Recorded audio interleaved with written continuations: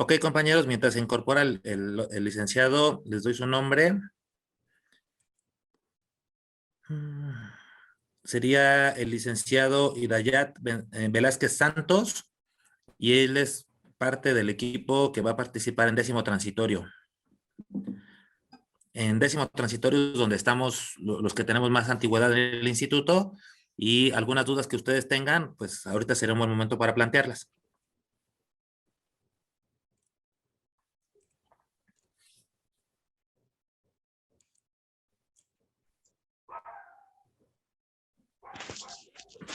Hola, ¿Qué tal? Buenos días todavía. perdón la molestia, yo tengo la duda de si también se puede juntar lo del ISSSTE y lo del seguro con décimo transitorio para la jubilación. Si quieren empezar, dejamos que empiece el de décimo transitorio y al final hacemos todas las preguntas que correspondan a décimo transitorio. ¿Le parece bien? Pero le dejo mi pregunta de una vez. Sí, claro. Si me lo puede escribir en el chat, me va a ayudar más. Y es que no puedo, pero Ah, bueno, entonces yo ahorita la apunto. nada más que si se puede juntar ISSSTE y seguro en décimo transitorio. Ok, ahorita lo vemos. Muchas gracias. No, a usted. ¿Qué tal? Buenos días. Licenciado Dayat, buenos días. Aquí estamos para hablar del tema de décimo transitorio, cómo poderse pensionar por diferentes tipos de pensión que existen. Vamos a empezar. Ahorita mi compañero les habló de los dos regímenes de pensión que existen en el ISSSTE, ¿sí? Tanto el décimo transitorio como el régimen de cuentas individuales. El de décimo transitorio es una contribución del régimen anterior, ¿sí? Que anteriormente se llamaba régimen de reparto, ¿sí? Aquí lo que hubo con la nueva ley del ISSSTE en el 2007 fue el cambio de las edades, ¿sí? Y se paga con las cuotas de aportaciones de los recursos federales. ¿Cómo pensionarse por el régimen décimo transitorio? Existen, ahorita vamos a hablar de tres pensiones, que sería la jubilación, la edad de tiempo de servicio y la cesantía en edad avanzada. También existe la invalidez, que ahorita les voy a hablar también un poquito de eso. ¿Sí? En estas pensiones son de tipo, se le llaman directas, que son las que genera el trabajador, ¿sí? Al momento de darse de baja. Entonces, empezamos con la jubilación. La jubilación, tenemos que, la ley establece que para las trabajadoras necesitan tener 28 años de servicio y 30 años los hombres, ¿sí? A partir del 1 de enero del 2010 existen nuevos requisitos de edades para ser un beneficiario de una jubilación. En este caso, antes del 2010, ¿sí? Ahí nada más se pedía lo que era los 30 años de servicio y los 28 años de servicio, no importaba la edad, ¿sí? A partir del 2010 empezamos con 51 hombres, 49 mujeres, ¿sí? Y que se incrementarán gradualmente en un año de edad cada 2 años calendario. Ahorita en este 2022-2023 se piden 55 para las mujeres y 57 para los hombres. Entonces tenemos que cumplir ese requisito, tanto la edad como el tiempo cotizado, para alcanzar una jubilación, que este tipo de pensión alcanza el 100% de su salario básico cotizado durante el último año, ¿sí? Para la edad y tiempo de servicio, ¿sí? Aquí se pide menos tiempo, se pide un límite, que son 15 años de servicio, ¿sí? De igual manera, a partir del 1 de enero del 2010 existen nuevos requisitos de edad, ¿sí? Anteriormente, antes del 2010 se pedían 55 años de edad, ¿sí? A partir del 2010 se incrementa un año cada 2 años calendario. Del 2018 en adelante se piden 60. Aquí el porcentaje de la pensión no va a alcanzar el 100%.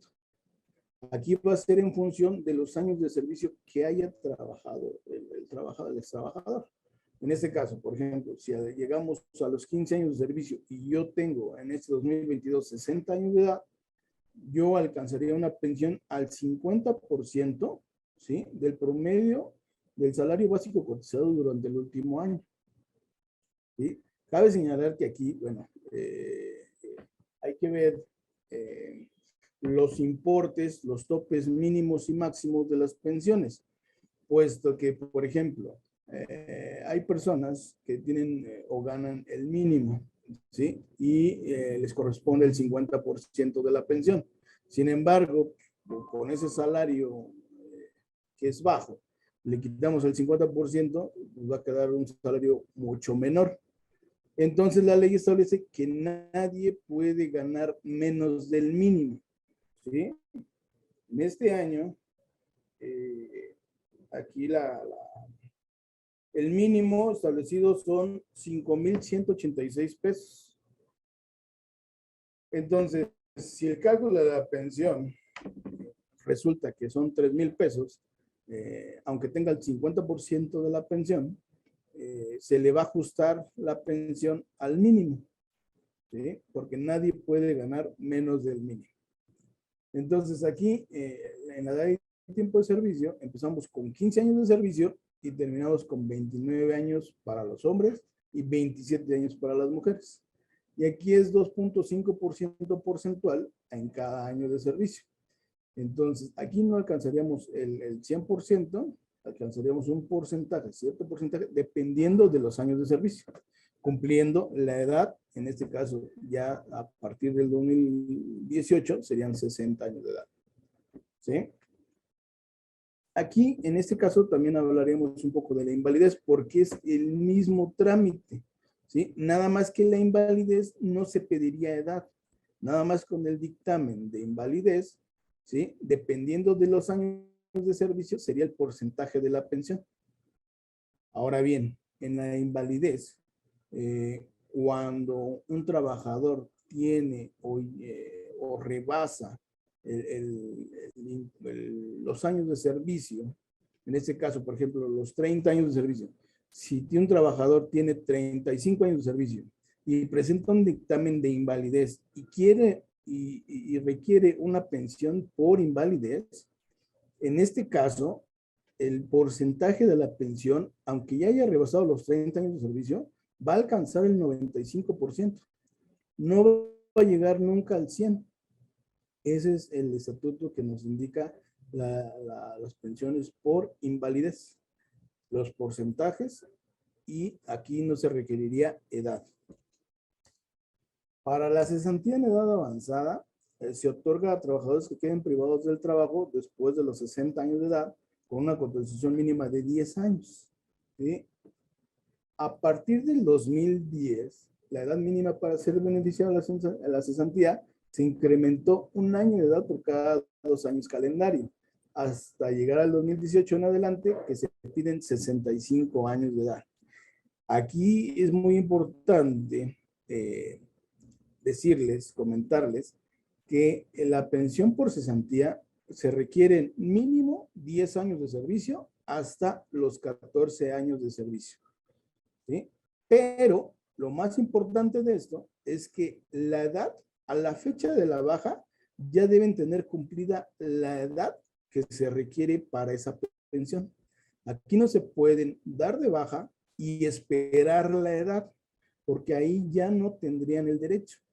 ¿Sí? Aquí la tabla que les presento, ¿sí? Y por ejemplo, aquí en la lámina anterior estábamos hablando que dependiendo de los años de servicio sería un porcentaje de pensión. Aquí nada más con que tengamos los 10 años a 14 años de servicio, aquí ahora va a jugar el porcentaje de la edad, pero en base a la edad, a la fecha de la baja. ¿Qué quiere decir esto? Que si yo me doy en este 2022, si yo me doy de baja en este 2022 y tengo 68 años de edad, yo empiezo mi pensión con 46%, no con 40%. ¿Sí? Aquí va a depender, el porcentaje de la pensión va a depender de la edad a la fecha de la baja. Aquí lo máximo que se alcanza para esta pensión es el 50%. no se puede incrementar la pensión, ¿sí? Y no va a obtener un mayor beneficio más que el 50% de la pensión sobre el salario básico cotizado durante el último año. Entonces, ¿qué quiere decir esto? Si tenemos 70 años o más en este 2022, alcanzaríamos el 50%, no más. Pero hacerles hincapié que a la fecha de la baja ya deben tener cumplido esos años, ¿sí? Si no, no obtendrían el beneficio, ¿vale? ¿Sí me escucha? Sí. Bueno, la siguiente es el procedimiento de otorgamiento de la pensión, ¿sí? Digamos que es el proceso en el cual ustedes ya están dados de baja de la dependencia y empiezan el trámite en la subdelegación más cercana a su domicilio. De lista.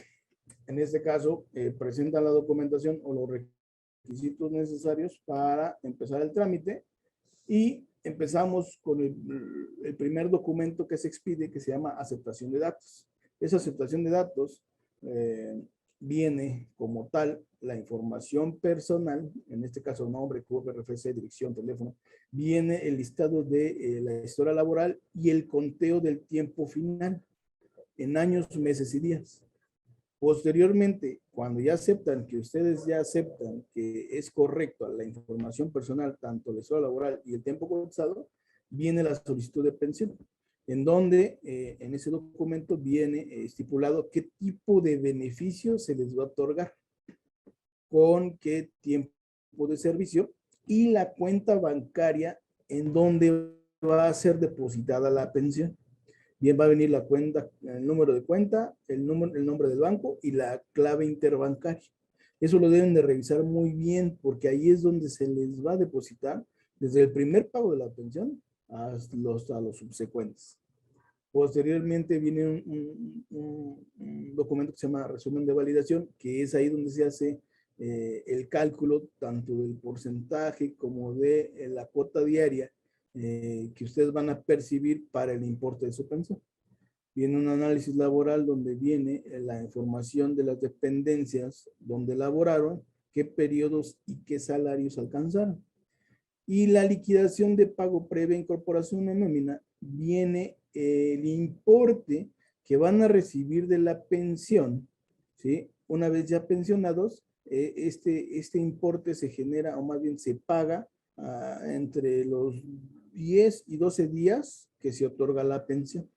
Y ahí va a venir desglosado las deducciones, las percepciones y las deducciones del primer pago de la pensión, ¿sí? Ahí en esa liquidación viene el concepto 01, que es el monto de la pensión, el concepto 02, bono de despensa, el 3, previsión social, puede venir el 4, dependiendo de las fechas, puede venir el 4, que es el aguinaldo, y en las deducciones va a venir el concepto de seguro de vida institucional, puede venir el concepto 55, que son cuotas no aportadas al instituto por licencia, que son las licencias, y puede venir el concepto 48, que es la compatibilidad, y el concepto 154, que es el cobro indebido de pensión.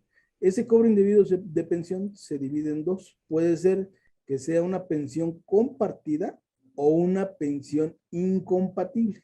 Ahorita vamos a hablar de esa parte.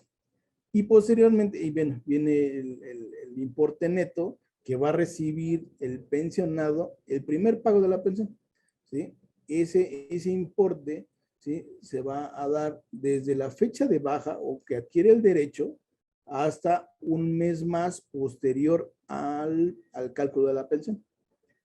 Posteriormente se genera la concesión de pensión, que es el documento que ratifica al trabajador o ex trabajador como pensionado, porque ya se le asignó un número de pensión, el tipo de beneficio que se le está otorgando, ¿sí?, y los montos que van a venir en la pensión.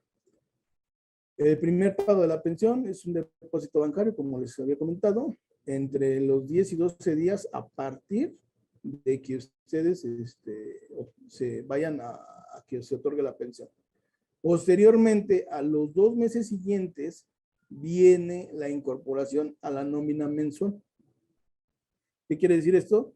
Que en los 2 meses siguientes, ahí se va a impactar el depósito mes con mes de su pensión.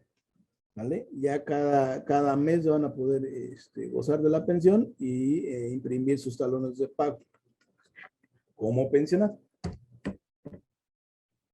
Esta es la aceptación de datos, vienen los datos generales, la historia laboral, el tiempo cotizado, ¿sí? La solicitud de pensión, donde venía el tipo de beneficio que se le va a otorgar, el tiempo cotizado y los datos bancarios, como les indiqué hace rato. El resumen de validación es el cálculo mismo de la pensión, el análisis laboral, donde vienen los periodos que se elaboró y los ingresos que tenía como trabajador. La liquidación de pago viene el concepto 01, 02, 03, 55, 74, 48, 154. ¿Sí? Y la concesión de pensión. Ahí viene el tipo de beneficio que se le está otorgando, el número de pensión que se le asignó como pensionado. ¿Sí? Posteriormente, ahorita vamos a hablar de las transmisiones de pensión por muerte del trabajador o ex trabajador o por muerte del pensionado.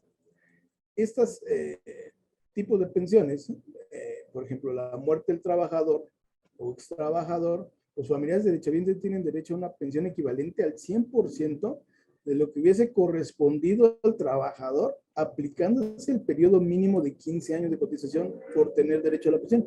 ¿Qué quiere decir eso? Si el trabajador cotizó mínimo 15 años de servicio, se puede transmitir la pensión. ¿Sale? Y aquí, en este caso, el primer otorgamiento de la transmisión de pensión por muerte del trabajador, de igual manera se hace un cálculo dependiendo de los años de servicio, se les va a asignar el porcentaje de la pensión y se va a hacer el cálculo de igual manera con el promedio básico mensual del último año de cotizado. Que es muy diferente a la muerte del pensionado, porque los familiares derechohabientes tienen derecho a una pensión y aquí se les va a transmitir la pensión como muerte del pensionado a los familiares derechohabientes tal cual venía gozando de la pensión. Como ya se había hecho un cálculo anterior, el pensionado que falleció ya tenía una cuota diaria o un importe de pensión. Ese mismo empieza a partir de un día después del fallecimiento y se le va a otorgar tal cual la pensión. Aquí no va a haber un cálculo de pensión. Aquí nada más el sistema verifica que a la fecha de fallecimiento cuánto ganaba el pensionado y ese mismo monto se le transmite a los familiares derechohabientes. Aquí la ley establece que en el artículo 131 al 134, digamos que el orden de las pensiones, que son los esposos, la esposa, el concubino, la concubina, los hijos, y la ley establece que si no existiese ninguno de estos, entonces entra padre o madre, ¿sí? No hay más beneficiarios. No hay de que, pues mi primo, el tío, no se podría. Son familiares directos. Ahorita, bueno, en este caso vamos a hablar de la compatibilidad. La compatibilidad es el disfrute de 2 o más pensiones siempre y cuando no rebasen los 10 UMAS. Puede tener la pensión, ¿sí? Son compatibles con otras pensiones con el desempeño de trabajos remunerados de acuerdo con lo siguiente. Las pensiones por jubilación, retiro de edad, tiempo de servicio o cesantía de edad avanzada son compatibles con pensiones por viudez y pensiones por riesgo de trabajo. ¿Sí? Las pensiones por viudez o concubinato también pueden ser compatibles con pensiones con jubilación, retiro de edad en tiempo de servicio, cesantía de edad avanzada, invalidez, derivada de los derechos propios del trabajador. ¿Sí? Y también pueden ser compatibles con la pensión por riesgo de trabajo derivado de los derechos propios o los derechos como cónyuge concubinario del trabajador o pensionado. Y también pueden ser compatibles con el desempeño de un trabajo remunerado que no implique la incorporación al régimen del artículo 123, apartado B de la Constitución Política. Era lo que estábamos hablando hace rato y también se derivó la última pregunta, ¿sí? Que si eran compatibles bueno, no, eso fue fue de las transmisiones de los beneficios, ¿no? De la portabilidad. En este caso, las pensiones son compatibles, ¿sí? Siempre y cuando, ¿sí? Tengan ese derecho, ¿sí? Las pensiones por jubilación, por retiro de tiempo de servicio y cesantía son compatibles con una pensión por viudez o concubinato derivado de los derechos propios del trabajador y por pensiones de riesgo de trabajo. Y aquí eso es muy importante, el desempeño de un trabajo remunerado que no implique la incorporación al régimen del artículo 123, apartado B de la Constitución Política. ¿Qué quiere decir esto? Que no cotice al fondo de pensiones. Si no cotiza al fondo de pensiones ese familiar derechohabiente, no tiene problema con el disfrute de una pensión por viudez o concubinato. ¿Vale?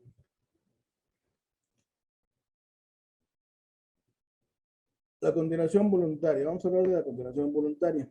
En este caso, la ley establece, o se creó esta apartado en la ley para las personas que no cuentan o les falta tiempo para poderse jubilar, ¿sí? O tener un mayor beneficio.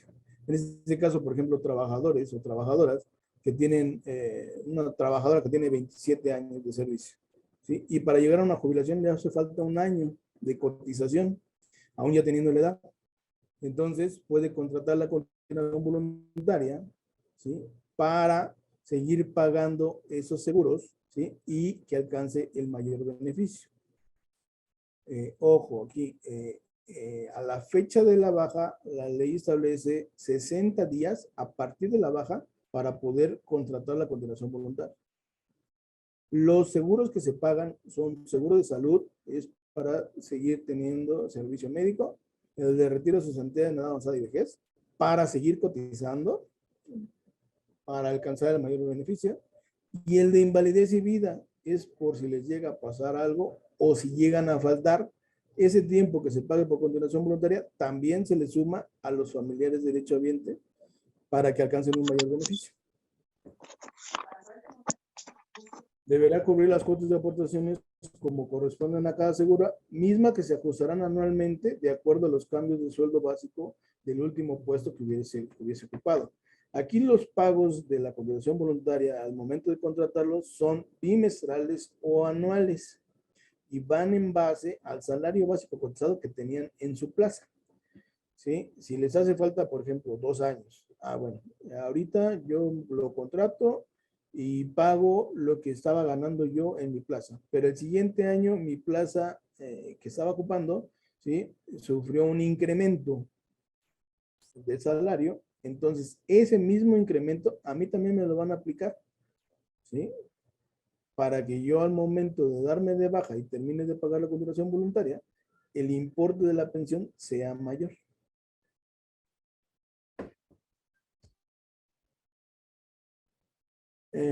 Bueno, en resumen, entonces tenemos la hoja de aceptación de datos, la solicitud de pensión, la liquidación de pensión, la concesión de pensión. Con la información correcta en la base de datos, ¿sí? Se puede pensionar en un día y el primer pago de la pensión, como les había comentado anteriormente, va entre 10 y 12 días hábiles y la inclusión a la nómina en los próximos 2 meses siguientes, ¿sí? Estas son, digamos, que las ligas en donde pueden corroborar directorio delegacional, los requisitos para jubilación, edad de tiempo de servicio, cesantía, por causa de muerte del trabajador, por causa de muerte del pensionado, y la de la oficina virtual, donde pueden ustedes expedir el Sinavit, en este caso mi compañero Fernando, el licenciado Fernando, les explicó dónde podrían, en qué liga, y también aquí podrían ustedes expedirlo sin problema, ¿sí? Y pues de pronto hasta aquí terminaría mi presentación. ¿Algún comentario? Hola, licenciado, buenas tardes. Muchísimas gracias. Le voy pasando las preguntas conforme fueron saliendo Por favor. y las vamos resolviendo si se puede, ¿no? Bueno, la primera, no sé si corresponde a este tema, pero se lo haga. Dice, si una Una pregunta, ¿el seguro institucional debe pagar una cierta cantidad por un paro cardíaco? Por un paro cardíaco. Esto fue cuando me dirigía a mi trabajo y ya que se negaron, estoy en una demanda. Ok, ahí en ese aspecto, el seguro de vida institucional, en este caso, como trabajadores, se ve directamente entre la dependencia y la aseguradora, ¿sí? Y si hay algún, no sé cómo explicarlo, si un evento, como dice, que un paro, y eso lo avala la aseguradora, pues habrá que ver si hay algún dividendo por eso. Pero aquí, por ejemplo, como pensionado, yo les hablo como pensionados, hay un seguro institucional, seguro de vida institucional, y ese solamente es en caso de fallecimiento. En caso de que llegara a faltar el pensionado, ahí se le dan a los familiares derechohabientes, en este caso, el pensionado, previamente al otorgamiento de, cuando ya esté gozando de la pensión, ¿sí? Tiene que llenar un documento que se llama designación de beneficiarios y tenerlo a la mano y hacerle saber a esos beneficiarios que si él llega a faltar, con ese documento podrán cobrar el seguro de vida institucional, porque sin él los van a mandar a la aseguradora y la aseguradora los va a mandar para hacer un juicio, porque no habrá beneficiarios. Entonces, con ese documento que se llama designación de beneficiarios, al momento de llegar a faltar el pensionado, tienen que acudir los familiares que están en esa designación a la subdelegación donde se generó la pensión y tienen que certificar esa hoja y posteriormente los van a mandar a la aseguradora para cobrar ese seguro de vida institucional, que son 18 meses del sueldo o salario que gozaba el pensionado a la fecha del fallecimiento. Perfecto. Bueno, saludo a la licenciada Elizabeth Guerrero, subdirectora de afiliación y vigencia de derechos. Ya vi que ya está conectada. También a nuestra compañera Beatriz Quintana. Un segundito, si nos dan oportunidad, terminamos de desahogar estas preguntitas y ya nos incorporamos al siguiente tema, por favor. Sí, por supuesto. Muchas gracias. Esperamos. No, gracias a usted, licenciada. Gracias, Betty. Otra pregunta, dice, para 25 años de servicio y que tienen dictamen de invalidez. Se les da el cierto porcentaje, como les había comentado. En este caso,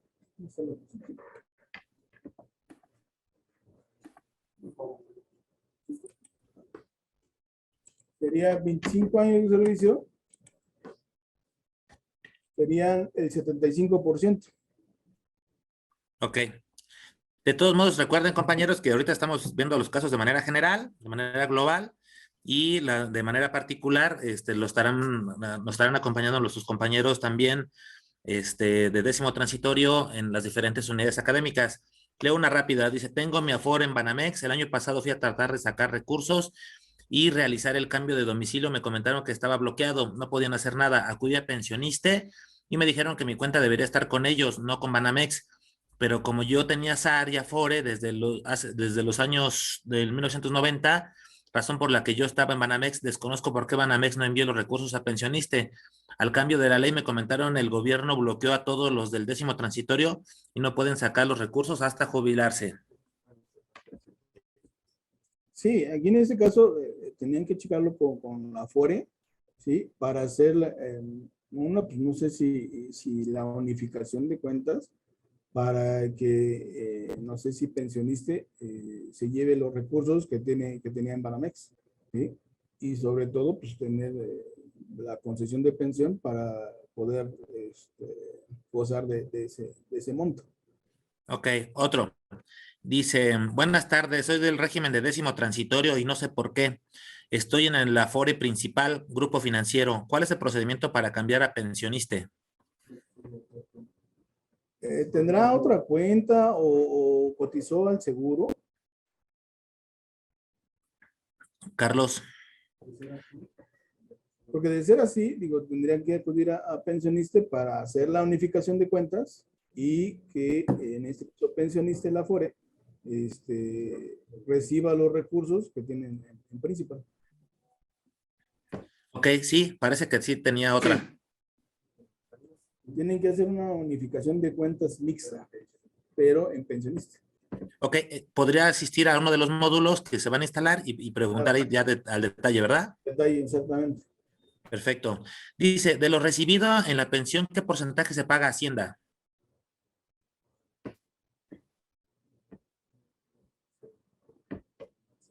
Únicamente si excede el tope de las pensiones, es cuando ahí pagan impuestos y tienen que sacar lo que son las percepciones y deducciones para que hagan el conteo. Ok. Dice, no entiendo lo de las cuotas pagadas por licencias. Ok. Un trabajador tiene derecho a licencias, en este caso por asuntos particulares, por comisión sindical o licencias médicas. Aquí en el instituto, por ley y por reglamento, se manejan diferentes para que esas licencias son periodos que no trabajaron, ¿sí? Pero que se pueden contabilizar y se pueden tomar en cuenta para un mayor tiempo o para un mayor beneficio.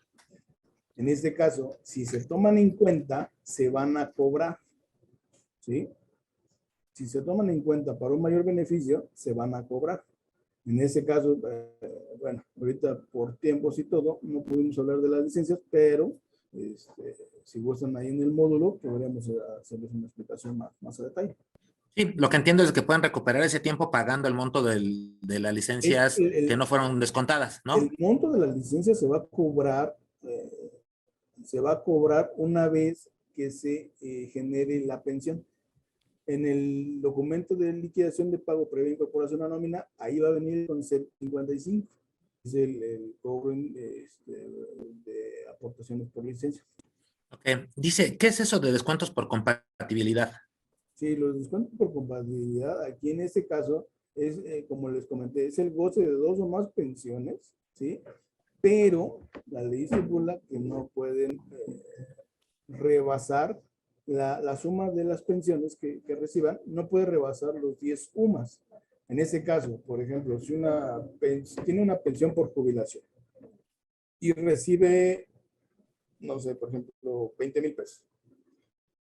Y posteriormente viene con una pensión por viudez. Y en esa pensión por viudez, la persona que fallece ganaba, no sé, por ejemplo, 10,000 pesos. ¿Sí? La suma de las dos pensiones serían 30,000 pesos. En ese año, el tope de las pensiones es de 28,866 pesos. Entonces, se ajusta, lo que se hace es que se va a ajustar la pensión por viudez para que no rebase los 10 UMAS. Ese es el tope de compatibilidad. Licenciado, ¿qué cantidad es el tope de la pensión este año? 28,866. Perfecto. Otra pregunta. Hay un compañero que tiene 42 años cotizando y 64 años de edad. A ver, otra vez, Dice que hay un compañero que tiene 42 años cotizando y 64 años de edad. Dice que quiere casarse. Dice que quiere casarse y que si esto lo tiene que hacer antes o después del trámite de la pensión. No tiene problema. Digo, aquí, digamos que aquí se puede casar antes o después. ¿Sí? Aquí hay que ver la parte de la ley en la que establece que tienen que estar por lo menos un año casados. Dice aquí, por si fallezco para que mi viuda se quede con la pensión, aunque ella también tenga una por 10º transitorio. Supongo que tiene que ver con esto del alcanzar el tope, ¿no? Sí, no hay problema. O sea, digo, aquí se puede casar antes o después. Aquí, digo, finalmente, posterior a la pensión, la puede dar de alta como esposa. No hay problema. ¿Sí? Y, Okay. de hecho, en vida, cuando estás en vida, por el régimen de 10º transitorio, no puedes dar de alta a los beneficiarios para las pensiones. ¿Sí? Es hasta que falta el pensionado, entonces es el proceso de que los familiares derechohabientes que tienen derecho a la pensión, ¿sí? Son los que van a presentar la documentación o los requisitos para poder darse de alta como beneficiario de la pensión y que puedan gozar de la misma. Ah, ok. Ese es un dato interesante. Entonces, no se pueden, o sea, no se dan de alta a los beneficiarios de pensión antes, Por o sea, en décimo vida. transitorio. Por décimo transitorio para la pensión. Yo ahorita, por ejemplo, como a lo mejor vamos a suponer que yo estoy pensionado, yo no puedo dar de alta a mi beneficiario, ya sea esposa o hijos, para una pensión. Lo puedo dar de alta para un servicio médico, pero no para una pensión, para que reciba mi pensión posterior al fallecimiento. Eso no lo puedo hacer, sino hasta que yo llegue a faltar, entonces ese es el trámite siguiente. Presentar los documentos, los requisitos para darse de alta como posible beneficiario y posteriormente la pensión. Ok, otra pregunta. Dice, ¿qué pasa si no tiene los 15 años cotizados? Como director, como Sí, trabajador director, así es. digamos que ahí pues, hay que ver la edad del trabajador, porque en la edad y tiempo de servicio establece que son 14 años, 6 meses, un día para poder alcanzar el requisito de una pensión. ¿Sí? O, por ejemplo, si tiene 67, como dijo la persona anterior, tiene 67 y ya tiene 14 años, bueno, pues tiene derecho a una cesantía en edad avanzada. Ok, Hay que otro. ver edades Si y hay que ver, o sea, si la esposa o concubino del trabajador finado también cotiza al ISSSTE, ¿puede acceder a pensiones? Se necesita promover un juicio. si la esposa, O esposo o concubino del trabajador finado ah, también cotiza al ISSSTE, ¿puede acceder a la pensión o necesita promover un juicio? si cotiza al instituto, ¿sí? La ley establece que no puede gozar de una pensión por viudez. ¿Qué quiere decir esto? No se le puede negar el derecho a la pensión, se le transmite la pensión, pero no se le va a pagar la pensión mientras esté activo. ¿Sí? Muchos Posterior, renuncian, ¿no? sí, digo, posterior a la baja como trabajador o que se pensione, ahí ya puede gozar de la pensión. Pero, ojo, importante, no va a haber un retroactivo, sino a la fecha de la baja como trabajador, ahí es donde empieza la compatibilidad, porque va a ser el goce de las dos pensiones. Pero como tal, no va a haber un retroactivo, sino hasta la fecha de la baja empieza el pago de la pensión. Sí, el caso de nosotros, por ejemplo, que es muy evidente, es un maestro que es, por ejemplo, titular C, que Ajá. fallece o que ya estaba pensionado y fallece y su esposa, por ejemplo, era personal de apoyo asistencia a la educación.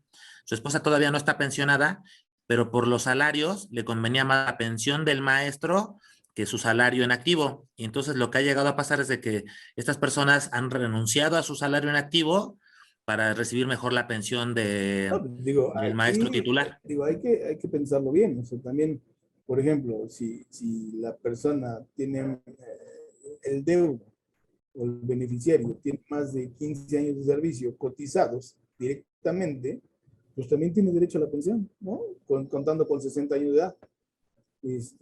Entonces, puede gozar de las dos pensiones. ¿Eh? Pero pues, como dicen, o sea, hay que analizarlo y dice, bueno, pues, muchas, como dice usted, muchas gente renuncia porque dice, pues, gano más en la pensión que en lo que estoy trabajando ahorita, ¿no? Ok, dice Y eso aquí. es ¿Qué sucede con el préstamo de Fobiste cuando uno se jubila? ¿Se ajusta el descuento que se efectúa? sí, hay que informarle a Fobiste de que ya está pensionado y posteriormente pues, se ajusta el importe que se va a descontar porque ya ahora va a ser mensual, no va a ser quincenal. Pero se le tiene que dar aviso a Fobiste para que ellos avisen a la nómina de que va a haber un descuento para un pensionado. Ok, dice, ¿podrían explicar cómo incrementan los años para pensionarse? Ay, ahí no le entendí la pregunta. Así dice, ¿podría explicar los años calendario necesarios Okay. para pensionarse? ¿Cómo es que Pero aumentan? o sea, por ejemplo, vamos a hablar de la jubilación. En el 2022-2023 se piden 55 años para la mujer. ¿Sí? En este caso, por ejemplo, si una persona que tiene 55 años a hoy, ¿sí? Y ya tiene 28 años de servicio, se puede jubilar porque ya cumple con el estatuto de la edad, ¿sí? Y del tiempo cotizado. Ahora bien, por ejemplo, si dicen, es que ya tengo 28 años de servicio, pero tengo 54 años. Con 54 no adquiere el derecho. Entonces, ¿cuándo cumple los 55? Pues en el 2023. Bueno, el día de su cumpleaños es cuando va a adquirir ese derecho a poderse pensionar.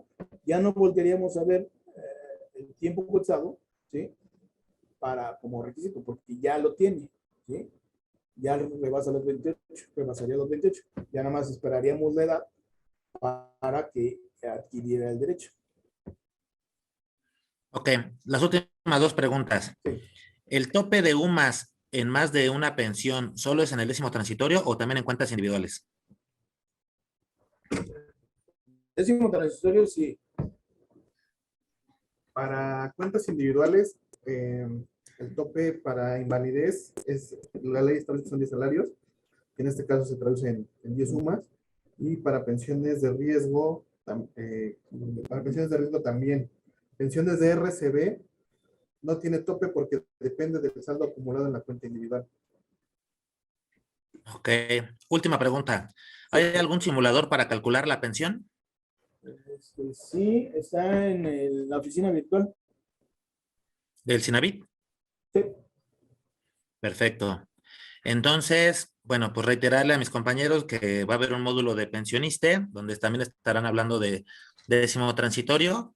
Licenciado, pues hacerle la misma petición que le hicimos al maestro, al licenciado anterior, de si nos podría compartir a través de la licenciada, pues la presentación para que se las podamos hacer llegar a nuestros compañeros. Con gusto.